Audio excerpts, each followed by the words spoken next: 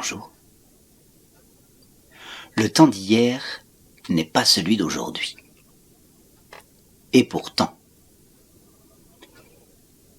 l'arbre était là depuis le début des temps.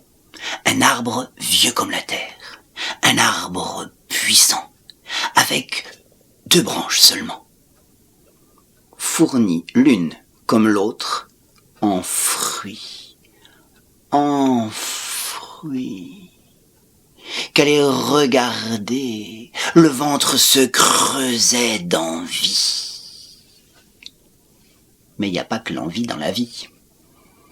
Quelquefois,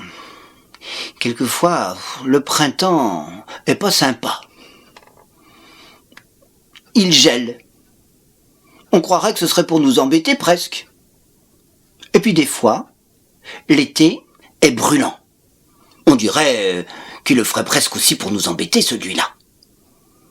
Et quand arrive l'automne, la disette s'est installée. La disette, ça veut dire qu'il n'y a plus rien à manger.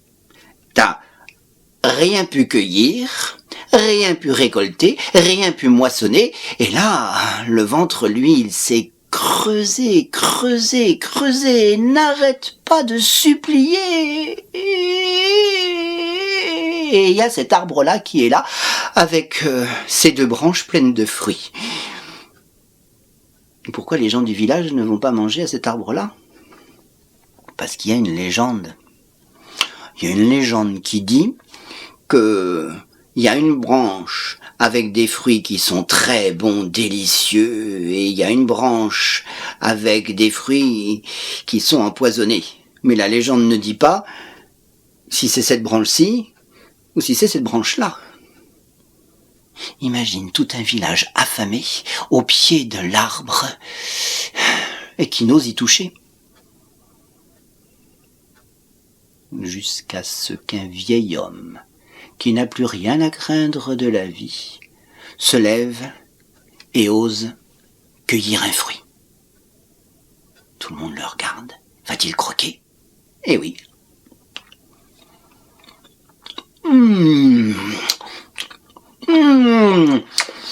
Et à le voir se régaler, tout le monde se précipite sur cette branche-là. Et ce qui est extraordinaire, c'est que non seulement les fruits rassasient de faim, mais aussi de soif, et en plus, à chaque fois que tu cueilles un fruit, un autre repousse à la place. Ce soir-là, tout le village est ravi, remercie l'arbre et s'endorme au pied. Et le lendemain, au réveil, l'arbre est toujours là. Les 2 branches aussi. Les 2 branches aussi bien fournies. Celle où on sait que les fruits sont bons et celle où on sait du coup que les fruits sont empoisonnés, mais qui sont aussi beaux que ceux qui sont bons. Mais on s'intéresse d'abord à cette branche-là, forcément. Et on mange. Quand le soir arrive, on se dit quand même que cette branche-là empoisonnée, on n'en a pas besoin. Puisqu'elle est empoisonnée. Un coup de hache bien tranchante, schlac, au niveau du tronc, la branche tombe. Et tout le monde applaudit. Et on la met au loin. Mais pour pas contaminer. Et tout le monde s'endort autour de l'arbre en le remerciant de sa générosité. Mais le lendemain matin,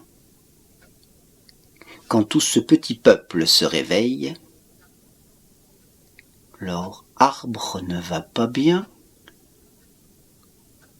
Il est tout flétri, le tronc s'est tout ridé, la branche est en train de s'écrouler et les fruits sont tout pourris. Et l'arbre est tombé. Et cric, et crac, je mets ce fabliau dans mon sac.